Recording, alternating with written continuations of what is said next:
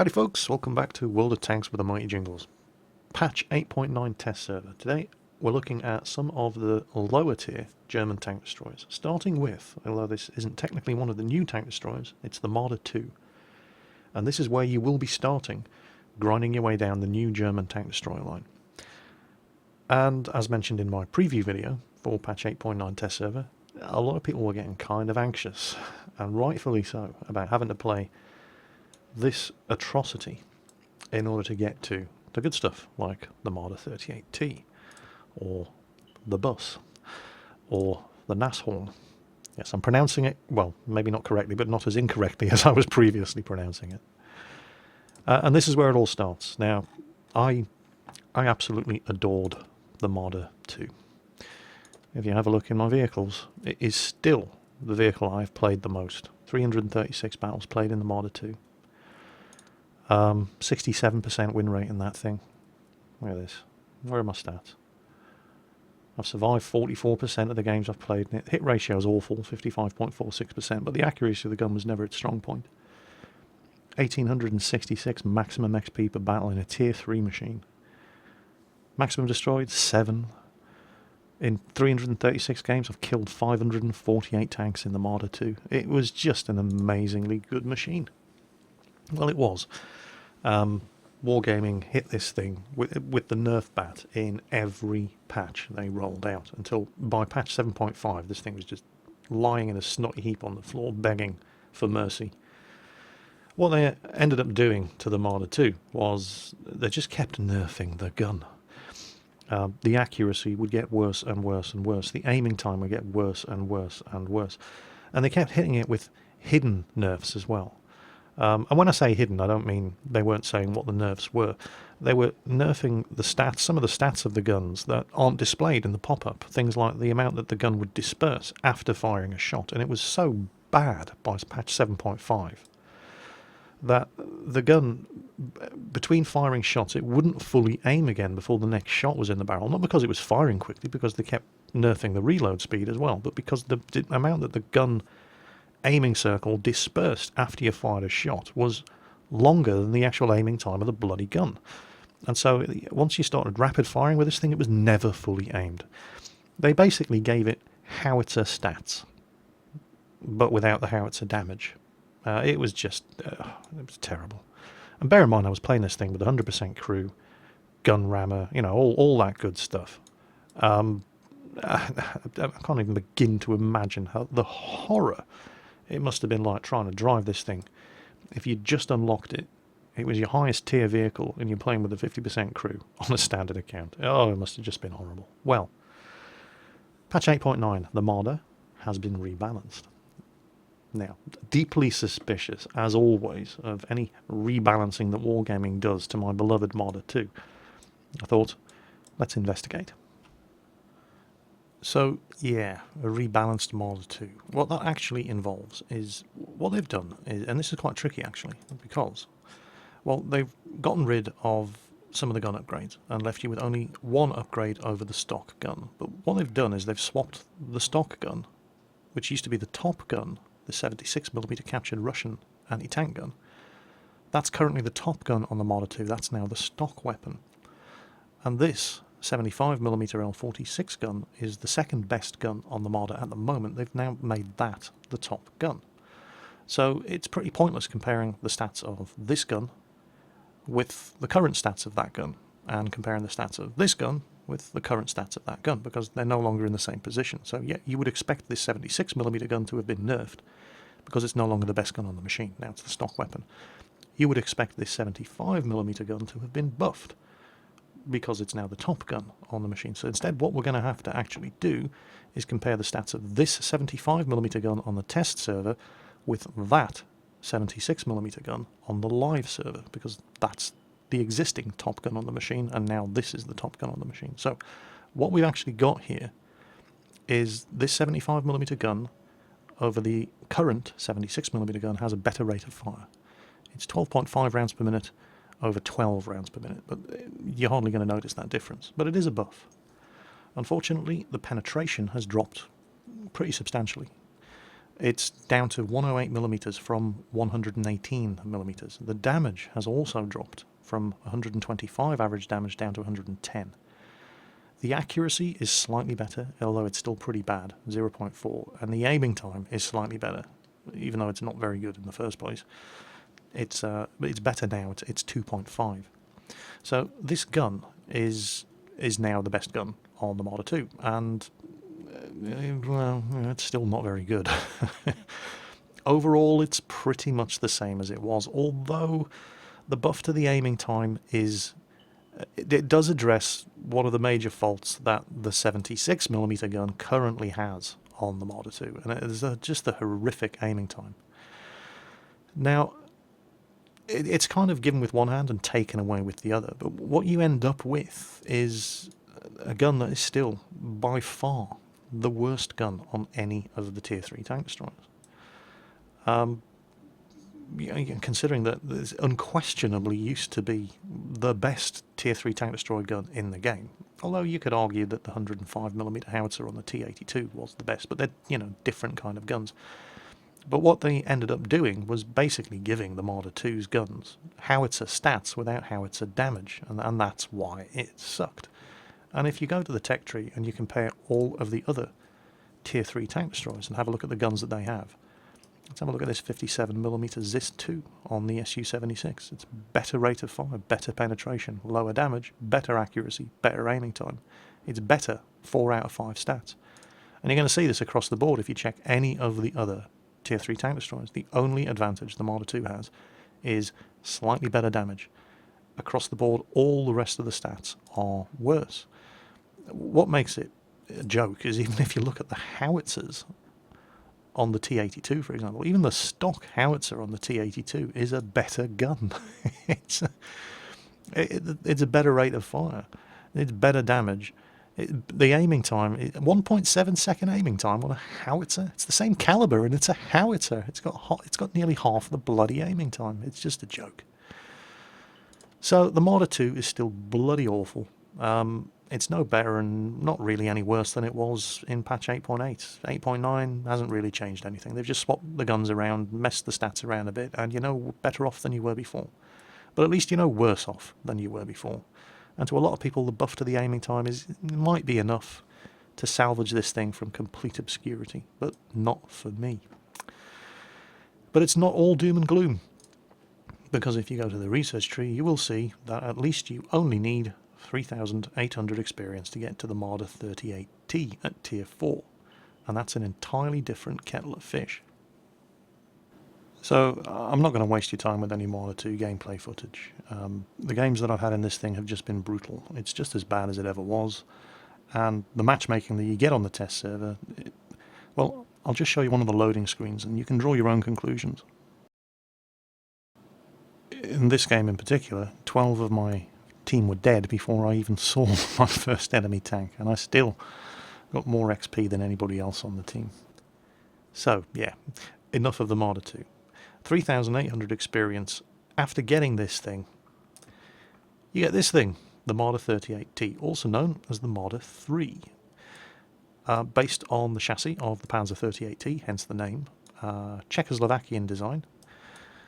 Turret taken off, and this is what the Germans did with a lot of their tank destroyers. When the tanks that they were based on became obsolete, I mean, the Marder II is on the chassis of the Panzer II, the Marder38t is on the chassis of the Panzer38t, the Stug is on the chassis of the Panzer III.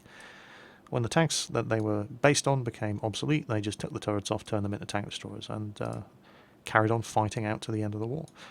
Marder III, or Marder38t, no exception. This is actually not a bad machine. I feel that this thing plays at Tier 4 the way the Marder II used to play at Tier 3. I have actually had fun driving this thing.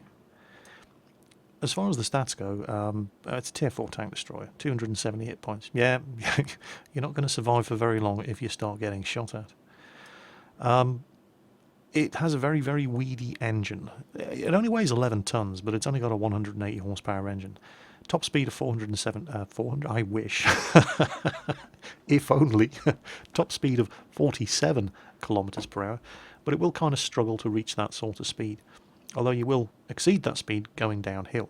I've managed to get this thing up to 50 kph going down slopes. Tends to struggle a little bit going uphill, but that's what you get with 180 horsepower.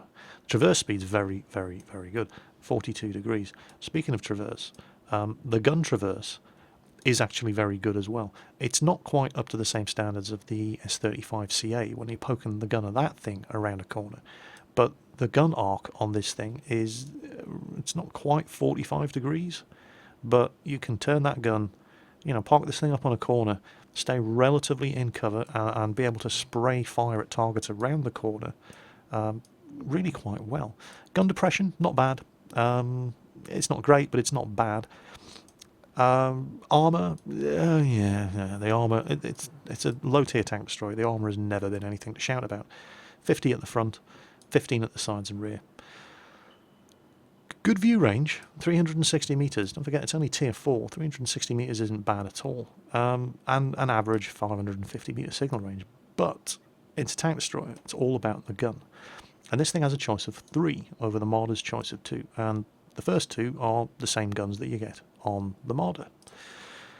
The 76mm Pak 36, the 75mm L46, and an upgraded version of the 75mm Pak 46. However, what we see here on the Marder38t, well, there are the stats for the utterly garbage 76mm gun that you had on the Marder II.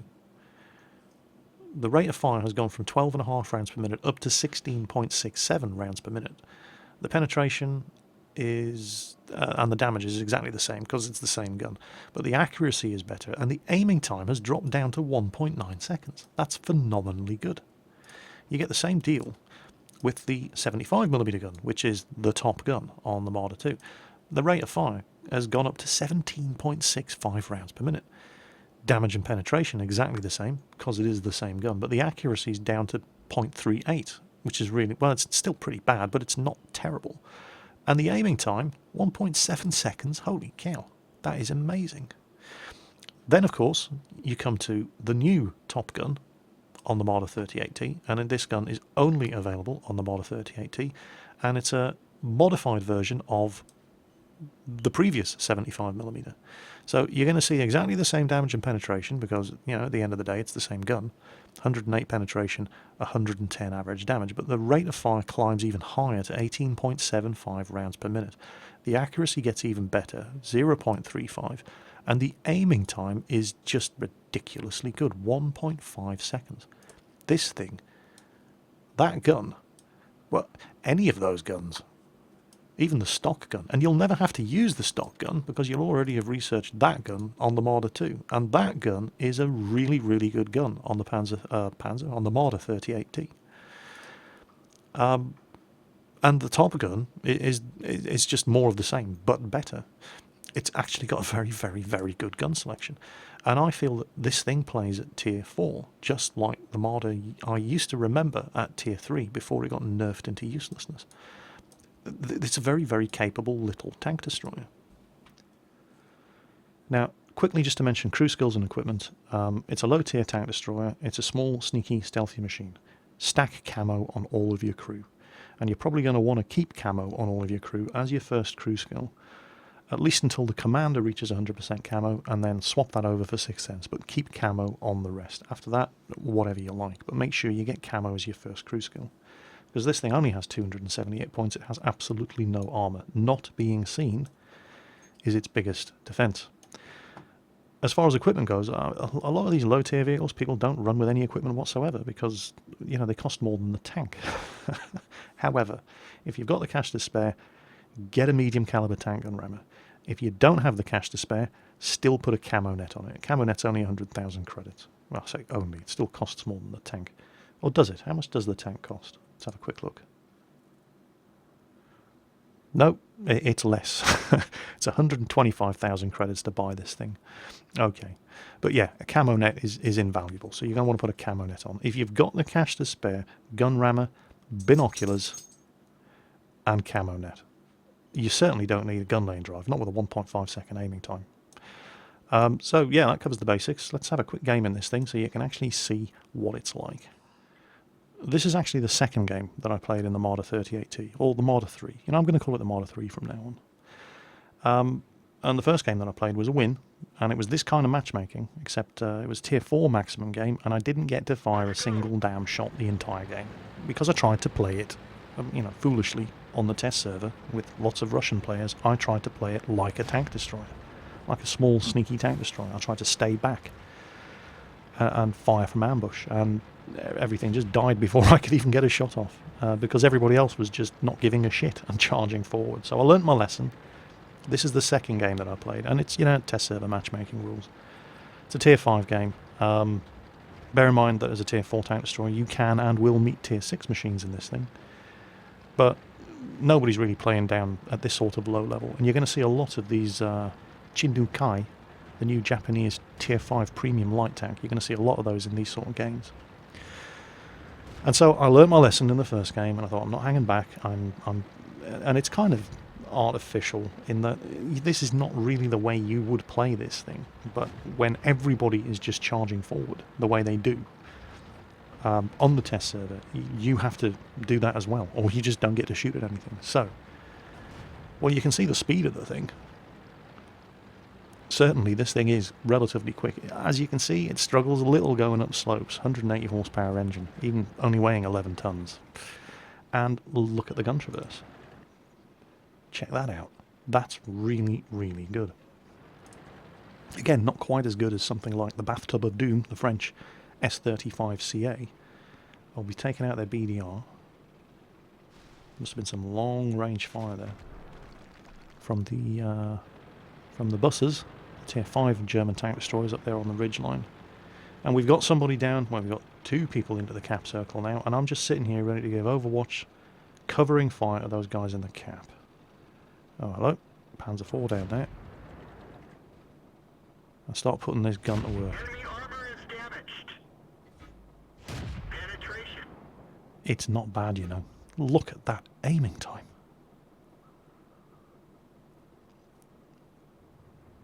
And there's one of the new tier 5s. Penetration. Enemy armor is hit. And nah, he got away. Oh well, never mind. We're doing all right here. Well, speaking of S35CAs, they've got one, but there's a building between me and him. T46 over there again. He's in cover behind a building. Take a shot anyway. You never know your luck. Back up. Back into cover. Around the corner. Wait for the camera net and binoculars to pop up. We know there are bad guys on that ridgeline. Come to daddy. The performance of this gun is really, really, really good. Penetration. Just watch this. Enemy is hit. Oh, and there's one of those new Chinese. Enemy Chinese, sorry, Japanese. And we've set them on fire. fuel tank is hit. We actually wrecked just about every module this guy had. And we got him. Destroyed. The rate of fire and the fast aiming time is paramount in this thing. It does have a very, very fast rate of fire. And when you've got a machine that has a very fast rate of fire, and there we go, game over, you cannot have a slow aiming time. Otherwise you end up firing the gun faster than the thing aims, and your shots just miss and miss and miss. So the combination of rapid rate of fire and epic 1.5 second aiming time on this thing works really, really, really well.